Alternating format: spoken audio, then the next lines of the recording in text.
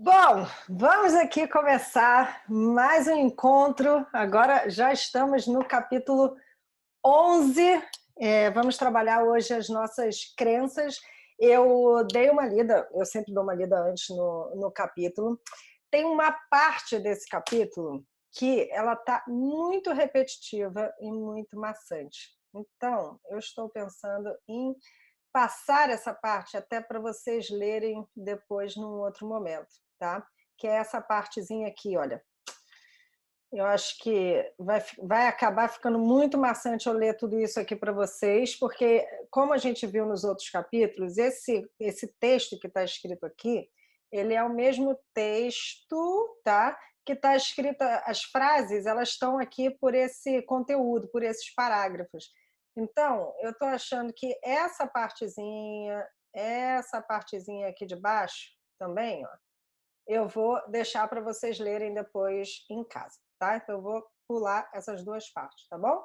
Só para deixar claro. E aqui a gente tem muito exercício nesse capítulo. Estou passando aqui só para contar o número de páginas junto com vocês. Calma aí. Ó, uma, duas, três. Ó, ele está bem puxado, tá? 4, não é para desanimar não, tá bom? 5, 6, só para se preparar emocionalmente. 7, 8, aí tem essa partezinha. 9, olha só, bastante exercício, tá vendo? Tudo isso é exercício. Outro exercício, 10, e aqui é a página que a gente vai preencher dos exercícios que a gente vai fazer, tá bom? Então, olha, e aqui acaba. Eu vou dar uma mensurada no texto, e quando eu perceber que está chegando num capítulo que está muito repetitivo, aí eu pulo para vocês não ficarem com a cabeça muito cheia de conteúdo que se repete, tá? Porque eu acho que também não vale a pena. Ficar cansativo também não vale a pena, tá bom? Então vamos começar aqui a nossa leitura. Esse capítulo ele vai mudar um pouquinho a direção dos exercícios que a gente vinha fazendo nos capítulos anteriores daquela planilha. Não deixa de ser uma planilha, porque a gente está falando de terapia cognitiva comportamental. Fazendo um breve resumo para deixar a nossa cuca fresca, vamos dizer assim, a gente está entendendo o quê? Que as nossas emoções, as nossas ações, elas são determinadas muito pelo nosso pensamento. Então, o que mais a gente tem feito é a observação daquilo que a gente pensa, porque a maneira que a gente pensa vai ser a maneira que a gente age, que a gente se comporta, né? As interpretações que a gente faz dentro de uma situação, as experiências que vão acontecendo, as emoções que vão aparecendo, a forma que a gente interpreta aquele contexto, aquilo que a gente está sentindo e a forma que a gente age, tudo tem um fundo que a gente está entrando em contato hoje, que são os pressupostos subjacentes, que a gente pode chamar de crenças, né? Crenças centrais, crenças intermediárias. Então, hoje, praticamente, a gente vai entender do porquê que eu ajo dessa maneira, por que eu interpreto dessa maneira essa situação, de onde que isso vem, né? E ele nem chega a aprofundar tanto em crença hoje, tá? A gente ainda tem um outro capítulo que fala sobre as crenças, que a gente vai mergulhar um pouco mais nas crenças centrais, mas aqui a gente já pode perceber um pouquinho do que a gente, no sentido da crença, no que a gente acredita, né? Quando a gente fala em crença, a gente tem a tendência a levar o nosso pensamento a conteúdos passados, né? Experiências anteriores que fizeram com que a gente acreditasse em determinadas situações. Mas as crenças, elas nada mais são do que aquilo que eu acredito, né? Então, eu posso pegar uma crença, como a terapia cognitiva traz, que ela pode não ser uma crença central, ou seja, um conteúdo que venha desde lá, de um passado e tudo mais, pode ser uma crença intermediária ou pode ser uma crença que está ali no dia a dia, né? Que a gente acabou aprendendo naquele momento, né? No mês passado, alguma experiência que a gente viveu recente. É uma crença que não é que ela seja tão superficial no sentido de não ter uma importância. Não é que ela seja superficial no sentido de não ter uma importância. Ela tem uma importância porque ela vai determinar o meu comportamento. Então, ela também é super importante. Mas é como se ela fosse assim lá a ponta do iceberg, né? Mas ela não fosse a profundidade, né? Aquele conteúdo profundo que a gente está conseguindo olhar para entender o porquê que essa crença existe, tá? Então, fazendo essa breve introdução sobre esse capítulo, vamos lá nos embrenhar por essas letras, por esses textos, tá bom? Pressupostos subjacentes e experimentos comportamentais. Só pelo título dá para entender que a gente vai começar também a colocar em prática alguns comportamentos, alguns experimentos para ver como é que a gente se comporta, tá? Susana e Tito estavam casados há 1 ano e estavam muito apaixonados. Mas apesar da afeição, quase que eu li um safeição, não entendi. Apesar da afeição que tinham um pelo outro, havia muita tensão entre eles e frequentemente discutiam quando estavam se arrumando para ir a festas. Esse capítulo, essa parte é muito interessante. Tito estava sempre pronto 10 minutos antes. Quem é que nunca viveu isso num relacionamento? Você está pronto e o outro está sempre atrasado. Você sempre chega na hora e o outro sempre chega atrasado. Né? Isso é muito comum, é uma temática muito comum dentro das relações. Tito estava sempre pronto 10 minutos antes da hora de saírem de casa e se postava junto à porta, batendo o pé com impaciência. A cada intervalo de tempo, mandava uma mensagem de texto para a Susana, perguntando se ela sabia que horas eram e lembrando de que estava na hora de sair. Susana ficava incomodada e frustrada com os lembretes de Tito e não conseguia entender o porquê que ele sempre tinha tanta pressa. Eu gosto de dar uma pausa entre os parágrafos para fazer uns comentários, até pelos atendimentos que eu faço, eu busco tentar entender nas relações qual é o ponto de dor, tanto para um quanto para outro. Então, o próximo parágrafo vai explicar melhor isso que eu quero dizer. Mas a gente já está percebendo que a dor do Tito, né, que é eu não quero chegar atrasado, né? Eu gosto de chegar no horário, ser pontual, não é a dor da Susana. Para a Susana, a dor dela é por que ele está tão apressado, né? Por que ele quer logo chegar nesse lugar? Essa é a dor dela.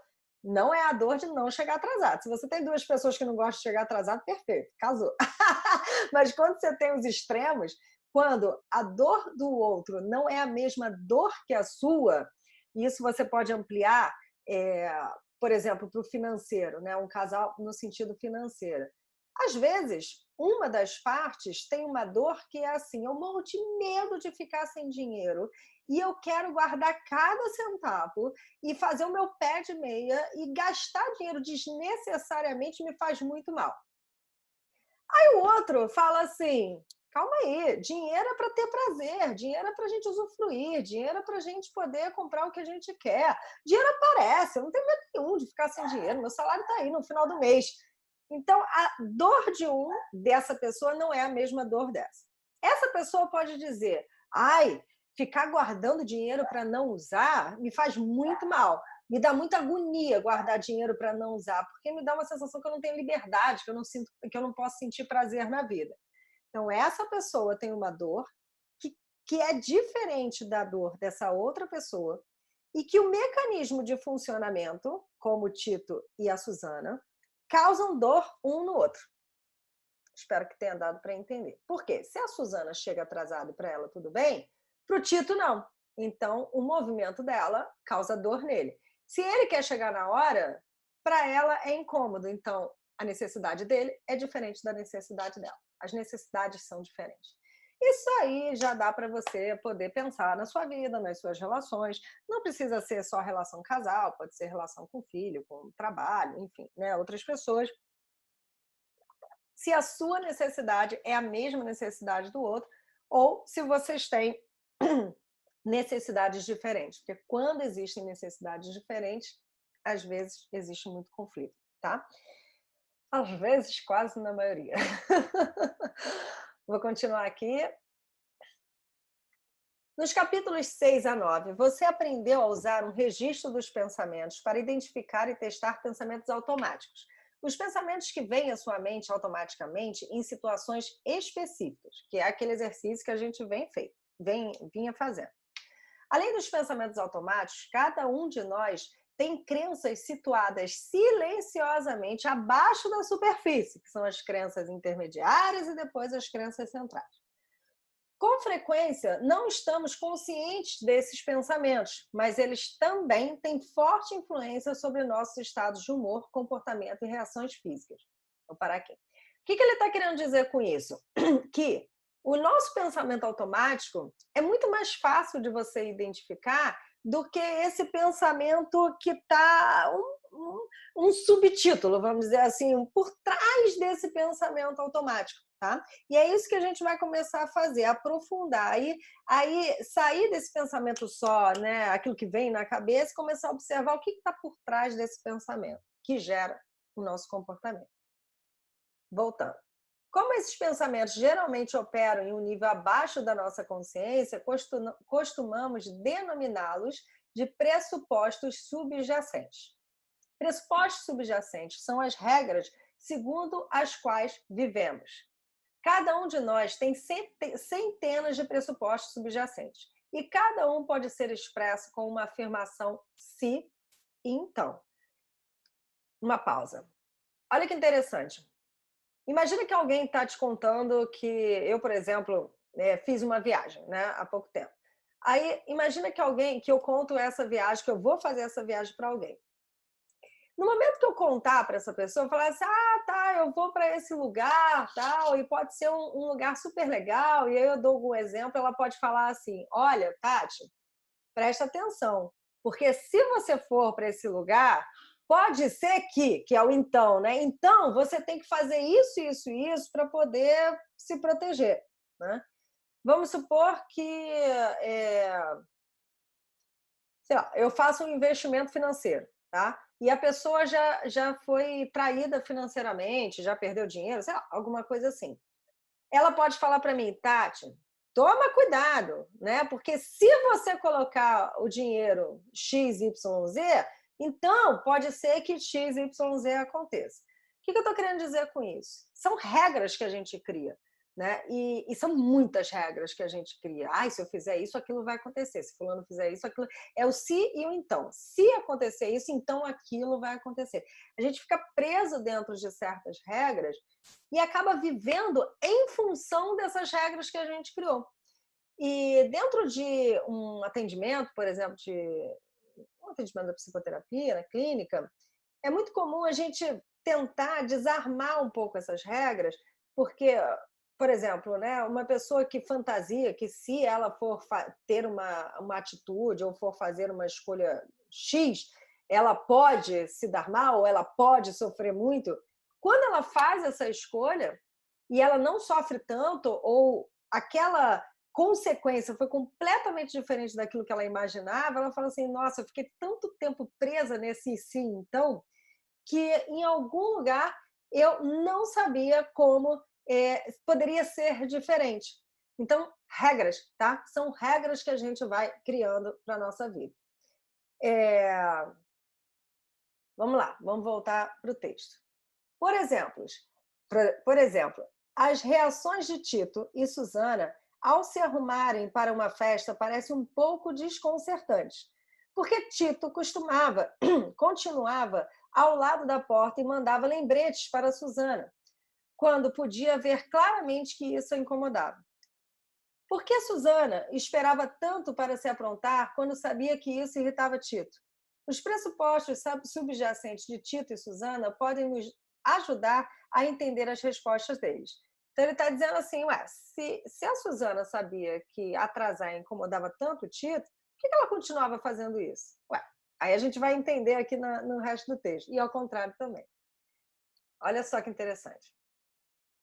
Tito cresceu em uma família que valorizava a pontualidade e operava segundo a regra de que um convite para uma festa ou uma reunião às 7 horas significava que era esperado que os convidados chegassem às 7 horas. Na família de Tito, chegar depois das 7 horas era um sinal de desrespeito. Portanto, ele tinha um pressuposto subjacente. Se não chegarmos na hora, então isso será um desrespeito e os outros ficarão incomodados conosco. Olha como ele fechou a regrinha dele, né? No entanto, na família de Susana, a hora de início de uma festa era vista apenas como uma sugestão. Ninguém esperava estar lá na hora de começar. Na verdade, em sua família, chegar na hora determinada para o início era inesperado e seria uma pressão sobre os anfitriões. Olha só como a dor deles estão em lugares completamente diferentes. É fácil ver como cada um dos pressupostos subjacentes guiava o comportamento deles. No entanto, como Tito e Susana ainda não estavam conscientes desses pressupostos, seus pressupostos conflitantes produziam tensão em um relacionamento. A identificação de nossos pressupostos subjacentes possibilita a compreensão das raízes de nossos comportamentos e pensamentos automáticos. Ó, a identificação desses nossos pressupostos possibilita a compreensão, compreender as raízes dos comportamentos que a gente tem e dos pensamentos automáticos. A identificação de nossos pressupostos nos dá a oportunidade de avaliar se eles são úteis ou inúteis e a chance de encarar a possibilidade de construção de novos pressupostos que possam funcionar de modo mais adequado em nossa vida. A gente vai ter alguns exemplos sobre pressupostos úteis ou inúteis, tá? Que seriam, assim, situações que você acredita, né, que vai sempre acontecer alguma coisa ruim, mas quando você vive a experiência, você não vive nada de ruim naquilo. E você continua com essa preocupação numa tentativa de se proteger, mas é uma preocupação que, no final das contas, ela não é útil, porque ela nunca acontece, né? Ela não tem aquele desfecho que você cria, tá? Ao contrário dos pensamentos automáticos, os pressupostos subjacentes operam em muitas situações guiando as ações e o estado de humor. Imagine que você está em uma grande reunião de família. Um dos primos anda pela sala conversando com todos e o outro primo permanece sentado em um canto, em silêncio, conversando apenas com aqueles que se aproximam e puxam conversa. Dois comportamentos completamente diferentes. O que provocaria comportamentos tão diferentes? Será mais fácil perambular entre as pessoas e conversar livremente se você tiver pressupostos subjacentes? Como? Olha só, esse é o pressuposto dessa pessoa que conversa livremente. Se eu conversar com as pessoas, então vou me divertir mais, porque quando conheço pessoas, elas geralmente gostam de mim. Ou então, se todos aqui fazem parte da família, então teremos muito a conversar e vamos gostar da companhia um dos outros. Eu tinha um pressuposto subjacente relacionado a grupo, porque eu sofri muito bullying na minha infância. Na infância ali, adolescência, foi um terror. E aí, meu pressuposto subjacente que eu tive que trabalhar em mim era assim: se eu fizer parte de um grupo, se eu for lá falar com aquelas pessoas e entrar para aquele grupo, então algum problema em algum momento vai acontecer. Então é melhor eu me afastar do grupo. Porque as situações das crianças, né, adolescência ali, elas aconteciam muito em grupo. Então ficou para mim uma ideia de que grupo era perigoso, né? Porque grupo podia em algum momento ter conflito, dar errado, as pessoas, né, fazerem bullying, sacanearem umas às outras, tal.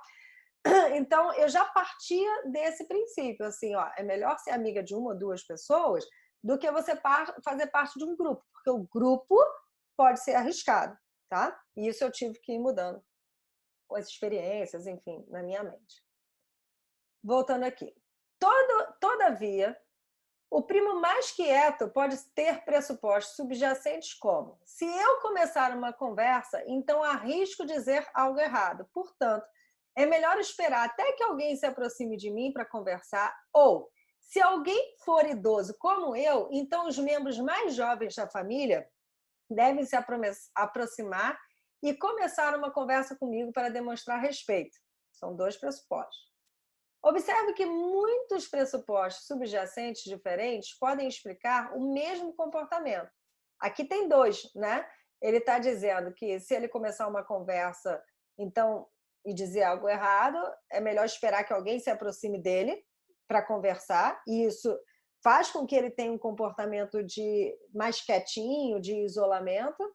E o outro, que é mais velho, se alguém quiser, vai se aproximar de mim, porque isso é demonstração de respeito. Ele também fica quietinho. Isso está só na cabeça da pessoa, né? Porque não está na nossa, né? Assim, quem está olhando a pessoa quietinha, você fala, ih, fulano está quietinho. Aí fulano está lá, tem que me respeitar, as pessoas têm que se aproximar de mim, não vou até elas, né? Está na cabeça da pessoa, ou o outro, meu Deus, estou com medo de falar alguma coisa errada, melhor ficar aqui quietinho. E a gente que olha de fora não está imaginando que a pessoa tem essa crença, né? Esse tipo de crença. A gente está só ali olhando, oi, fulano. Então, o que eu estou querendo dizer com isso? Muitas vezes a gente não consegue imaginar o que passa na cabeça do outro, que o outro está tendo aquele tipo de comportamento. No caso do Tito e da Suzana, vamos supor que eu tivesse um namorado assim, né? E ele falasse assim, não, você está atrasada, a gente tem que estar na hora, tal, não sei o quê. Eu sabendo disso, pressupostos, subjacentes e tal, eu poderia perguntar assim para ele, não fazendo terapia, tá, gente? Mas eu poderia perguntar para ele assim, Tito, o que te incomoda tanto em chegar atrasado? Ele falaria, provavelmente ele falaria, pô, porque as pessoas vão achar que é uma falta de respeito. Ah, entendi. Entendi. Então ele acredita que chegar atrasado é uma falta de respeito. Em vez de você ficar brigando com a pessoa, pô, mas que saco! Por que você quer chegar tão cedo? Né? Que são esses tipos de diálogos que não levam a lugar nenhum. Você pode fazer uma pergunta específica para o outro. Perguntar para o outro o que te incomoda. O que te incomoda em chegar atrasado? Porque é uma pergunta direcionada, né? Ou para você mesmo, o que me incomoda de chegar, se a gente fosse a Suzana, né? O que me incomoda de chegar cedo? Ah, então chegar cedo significa que eu estou fazendo uma pressão no anfitrião. E aí o diálogo, gente, na relação, ele se torna muito mais produtivo. Porque aí você pode falar, Tito, olha, eu entendo que para você chegar cedo é um sinal de respeito, mas para mim é uma pressão. E aí, o que a gente faz? Eu nem sei o que fariam, né? Eu ia falar assim, vai você na frente que eu chego depois. Primeiro você chega, daqui a pouco, 15 minutos depois eu apareço. Porque é difícil resolver algo tão concreto assim, né? Ou então, quando for eventos da sua família, a gente chega na hora. Quando for eventos da minha família, ó, já é uma possibilidade. A gente chega um pouquinho depois, né? Mas o que eu estou querendo dizer? Que quando você tem um diálogo que sai do tititi ali da briga, né? Você consegue desarmar melhor o conflito, tá? Voltemos aqui.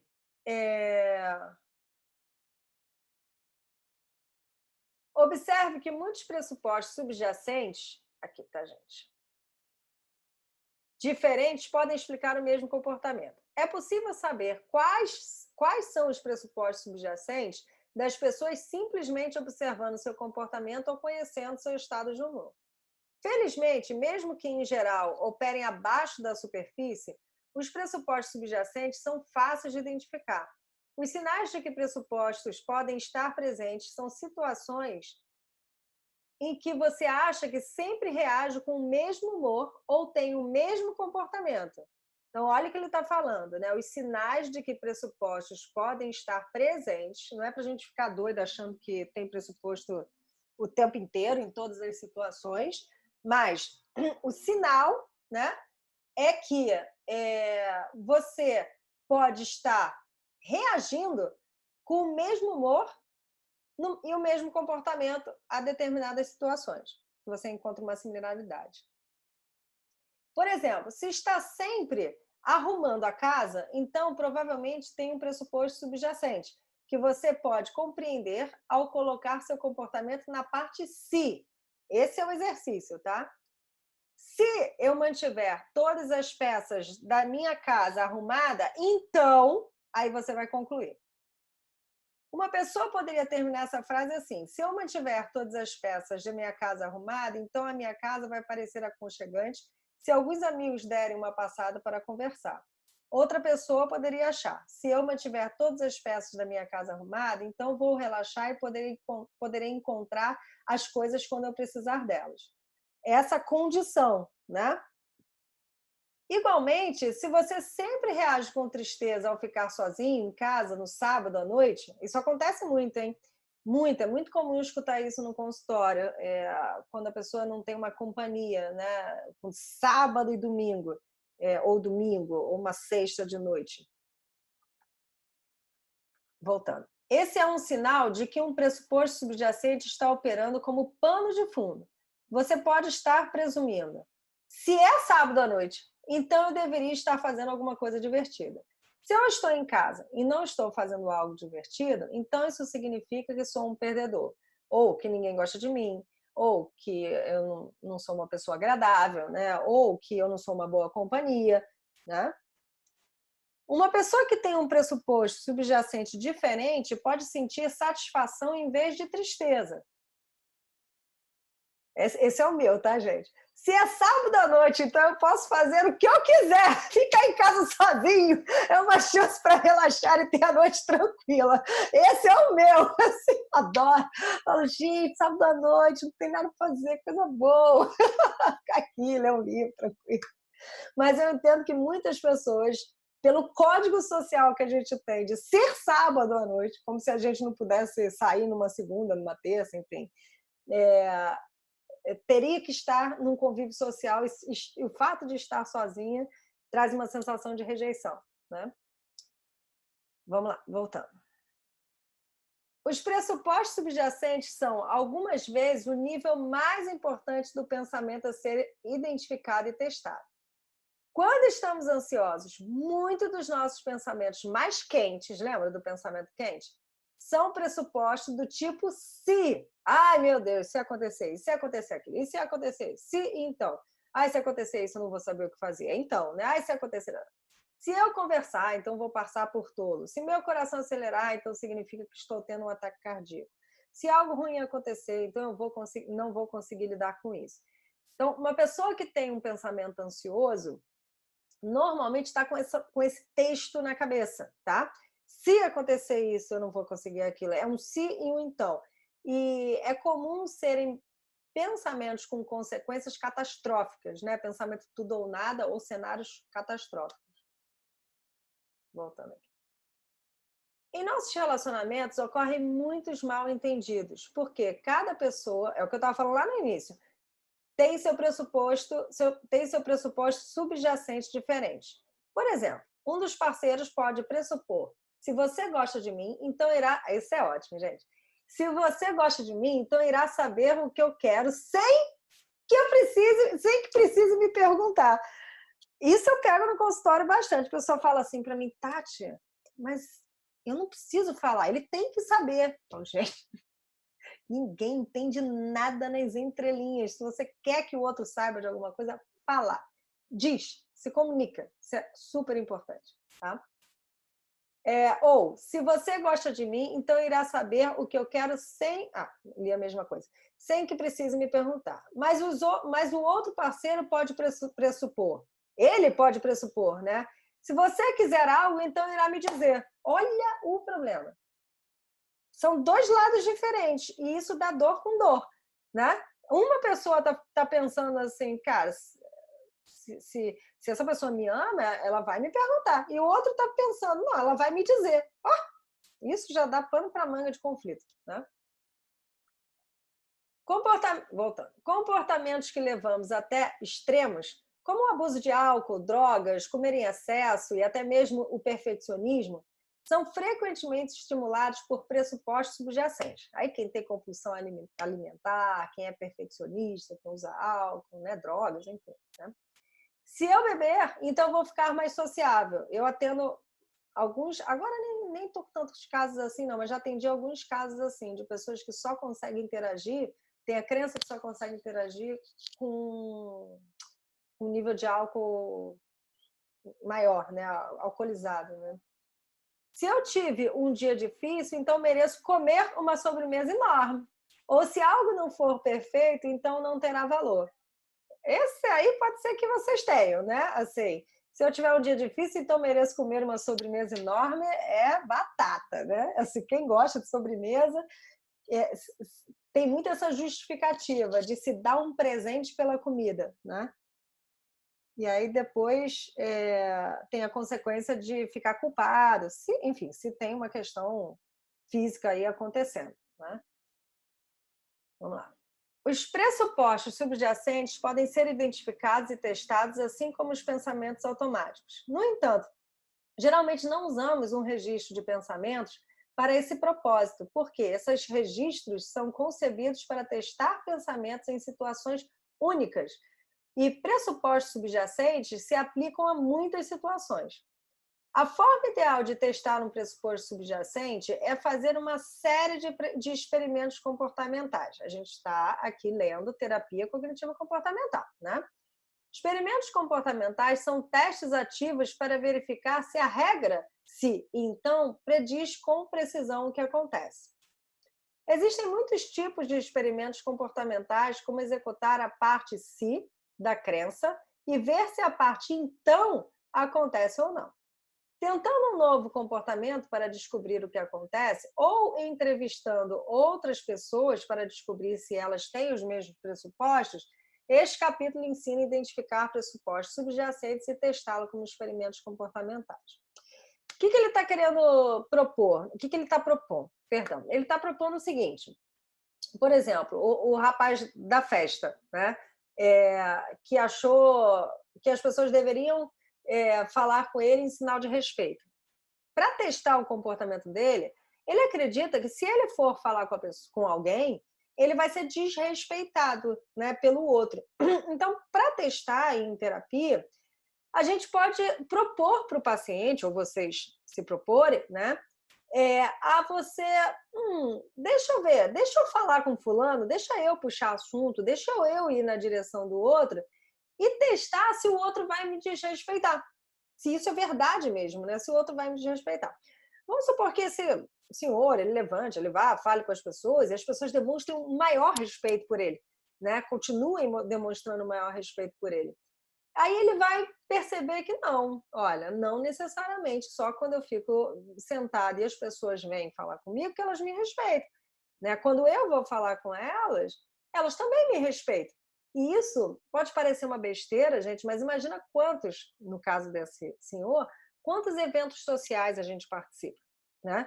No trabalho, festas, comemorações, às vezes, sei lá, numa reunião, quantos eventos sociais a gente participa, e se essa pessoa fica presa nessa condição do respeito, somente se o outro vier falar com ela, aí ele fala isso em algum momento aqui, nem sei se é aqui ou se foi na pós que eu vi que eu vou falar, tá? Já me eu não sei. Mas ele fala em algum momento assim, o outro que está olhando para aquele senhor sentado pode interpretar pelos pressupostos dele assim, nossa, se aquele senhor está sentado, ele deve ser uma pessoa, sei lá, arrogante, né? Então ele é uma pessoa arrogante porque ele não interage com ninguém. Aí ele já fica com uma má impressão, né? Aquele que era para respeitar ele, porque ele pode ser uma pessoa super legal, mas o outro já interpreta de uma maneira ruim e vai construindo uma imagem dele que nem era a imagem dele mesmo, né? Porque, na verdade, o cara pode ser super legal, o senhor pode ser super legal, querer interagir, e quando interagem, dá tudo certo, mas como o movimento anterior dele é de reclusão, quem está de fora pode interpretar que se ele está ali sentado é porque ele não quer conversar com ninguém, é porque ele quer ficar sozinho, né? Porque ele é uma pessoa arrogante. Pode trazer outras interpretações. E o que isso é importante? Para vocês observarem o comportamento de vocês, né? Porque às vezes o que passa, mais uma vez, o que está passando na sua cabeça não é a mesma coisa que passa na cabeça do outro. E se não é a mesma coisa, pode ser que a mensagem que você passe para o outro pode estar tendo uma falha na comunicação, ainda que seja uma comunicação de observação, e o outro pode estar te interpretando mal, né? Que é quando a gente fala assim, você está me interpretando mal, você está me entendendo errado. E aí, quando alguém fala isso, eu gosto sempre de perguntar, mas será que você está passando com transparência aquilo que você realmente quer, está sentindo, está pensando? Ou será que você está dando margem para outras interpretações, né?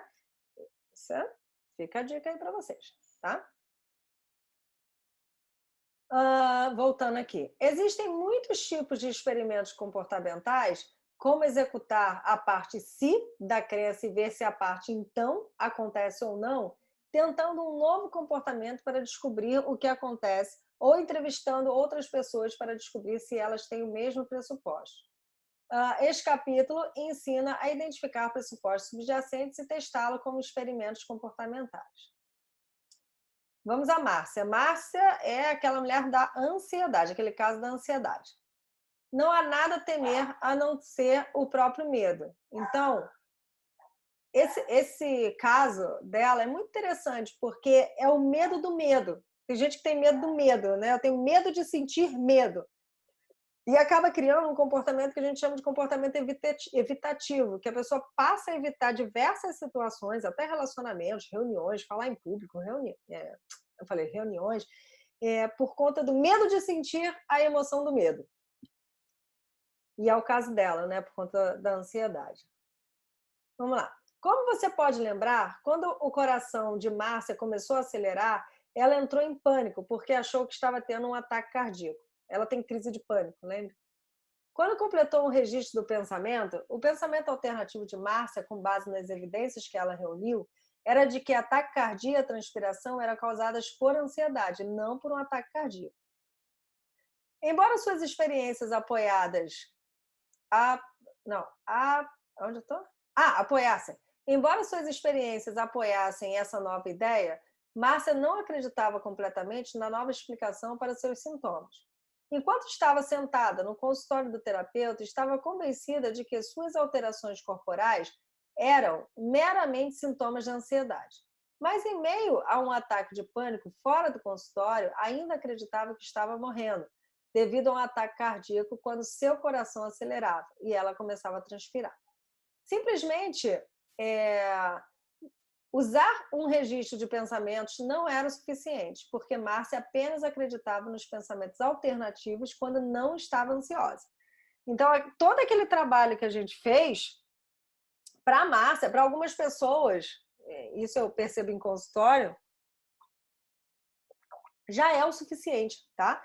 Não é que não seja nunca suficiente, já é o suficiente, mas a gente está falando de uma paciente grave, né, que é a Márcia, né?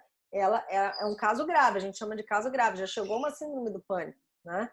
Então, para a Márcia, ela precisava de algo a mais, algum exercício a mais para conseguir dar conta dessa sensação que ela tinha do medo, tá?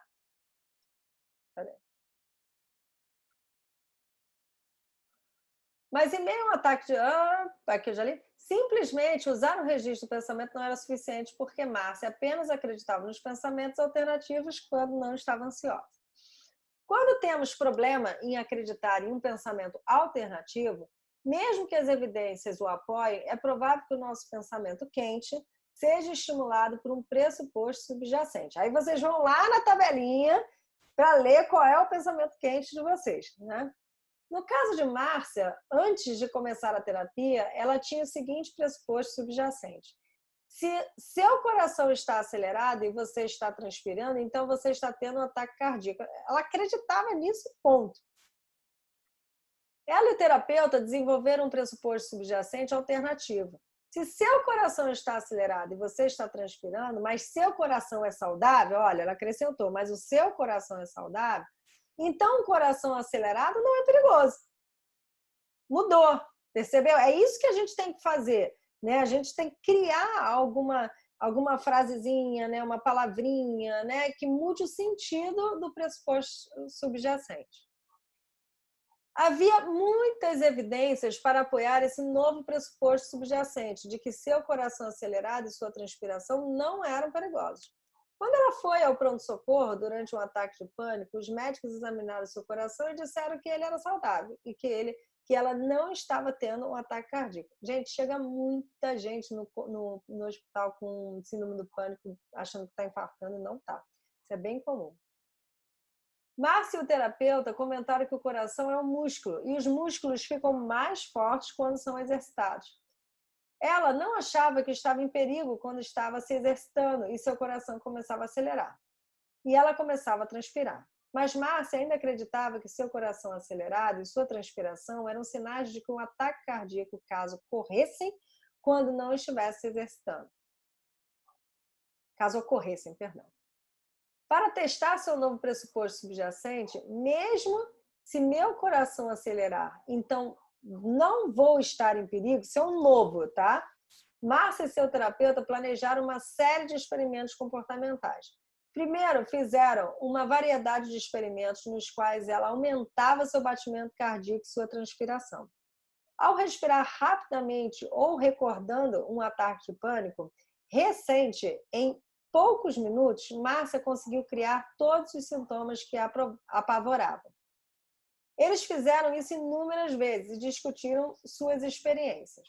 Quando ela examinou o resumo escrito desses experimentos comportamentais, feitos no consultório do terapeuta, percebeu que, mesmo quando seu batimento cardíaco era muito alto durante vários minutos, ele retornava ao normal dentro de um breve período de tempo. Ela parava de transpirar e se sentia calma. Isso aumentou sua confiança em seu novo pressuposto, de que um batimento rápido não é perigoso. Mas ela não tinha certeza de como pensaria nisso fora do consultório do terapeuta. Então, o que ele está falando aqui? Né? Que, assim como uma pessoa que tem fobia de elevador, que tem medo de falar em público, enfim, vários traumas, né, que a gente pode falar, a gente vai mudando, fazendo um combinado com essa pessoa para ela ir para o enfrentamento daquela situação. Tem pessoas que têm medo de cachorro, enfim, né? Tem vários medos que a gente tem. Tem gente que tem medo de comer, engolir e se engasgar. Esse medo é bem complicado, porque a pessoa não come, né? Porque ela tem medo de engolir e se engasgar e morrer, enfim. Então, a gente, quanto terapeuta, e vocês vão serem colocados aí pelo livro, né, a criar os seus experimentos, você vai se testando, porque à medida que você vai se testando, você vai vendo que aquilo que você imaginava que ia acontecer não está acontecendo. Então, você pode quebrar um padrão, né? Quebrar uma regra sua e construir uma nova regra, um novo padrão de pensamento, uma nova possibilidade de ação. E olha que interessante, quando a gente pensa sobre comportamento e pensa sobre hábito, né? Que a gente está ali tão acostumado a se comportar daquela maneira, e começa a se colocar numa nova proposta, você vai entendendo que você tem novas ações para serem feitas com novos resultados. E a vida, ela fica mais aberta, sabe? Porque quando a gente está muito preso em padrões, a gente fica com uma vida muito emaranhada, sabe? Muito presa, assim, né? E acaba se limitando muito nos nossos comportamentos e ações. Quando você vai se provocando um pouco mais na vida, essa possibilidade de agir de maneiras diferentes, ela expande. É como uma pessoa, por exemplo, que tem medo de avião e ela passa a enfrentar o medo de avião e ela consegue viajar para vários lugares. Olha como a vida abre, né? Como a vida expande. Né? Uma pessoa que tem medo de conversar, de falar em público, de conversar com outras pessoas desconhecidas, quando ela começa a fazer isso, a vida expande. Então, muitos dos nossos pressupostos subjacentes, se a gente for percebendo, eles estão limitando a nossa vida, botando a gente dentro de caixinhas, né? E aprisionando o nosso comportamento e, obviamente, a nossa vida como um todo. Tá? Então, a seguir, o terapeuta encorajou a imaginar voos de avião. Olha, nem tu sabia que estava escrito agora desse exemplo. Do início ao fim, até que elevasse seu batimento cardíaco e começasse a transpirar devido à ansiedade. Esses experimentos comportamentais ajudaram a convencê-la de que sua imaginação e ansiedade podiam produzir batimentos cardíacos aumentados e transpiração. O que ele está dizendo? Que a imaginação que a gente tem, ela produz sensações físicas. E isso é importante para a gente saber. Porque se você começar a sentir um desconforto físico por conta de uma emoção e prestar atenção no que você está pensando, provavelmente você está sentindo pelo que você pensa. Né? E aí você precisa mudar o modelo de pensamento para mudar a química emocional do seu corpo. Tá? Vamos lá, deixa eu só subir aqui. Durante esses voos imaginários, Márcia convenceu-se mais firmemente de que seus sintomas eram causados pela ansiedade em vez de por um ataque cardíaco. Ela estava tentando se convencer disso, né? Finalmente, ela começou a programar os voos de avião que até então adiava. No caminho para o aeroporto para pegar o voo, Márcia esperava que seus experimentos comportamentais anteriores impedissem que se sentisse ansiosa. Ela ficou surpresa ao notar que seu coração começou a bater intensamente desde o momento em que saiu de casa na manhã do voo. O coração de Márcia acelerou e ela começou a transpirar. Márcia se lembrou de todas as vezes em que se sentiu assim quando respirava rapidamente e se sentia ansiosa e como ela nunca havia sofrido um ataque cardíaco, mesmo quando achava que sofreria. Ela estava ali, né? Ela nunca tinha sofrido. Para testar a possibilidade de que os sintomas no caminho para o aeroporto eram de ansiedade e não um ataque cardíaco, ela se distraiu para parar de focar no seu corpo. Isso é um outro tipo de comportamento que existe também. A pessoa fica num comportamento que ela fica evidenciando o tempo todo, ela fica olhando o tempo todo para os sintomas. Será que meu coração acelerou? Será que não acelerou? Será que acelerou? Será que não acelerou? Então, como ela fica ali focada nisso, ela aumenta a possibilidade de ter, no caso dela, um ataque cardíaco, né? De ter uma alteração fisiológica. Então, ela começou a se concentrar num relatório que precisava revisar durante a viagem. Depois de 10 minutos de concentração no relatório, notou que seu ritmo cardíaco havia abrandado. Já que a distração pode reduzir a ansiedade, já que a distração pode reduzir a ansiedade, porque você distrai o pensamento, mas não um ataque cardíaco, olha aí onde é que ela pega, né? A distração pode reduzir a ansiedade, mas não pode reduzir um ataque cardíaco. Se fosse um ataque cardíaco mesmo, ela podia se distrair no que for, que não ia reduzir, né? Ia ter o ataque cardíaco. Márcia começou a respirar com mais facilidade.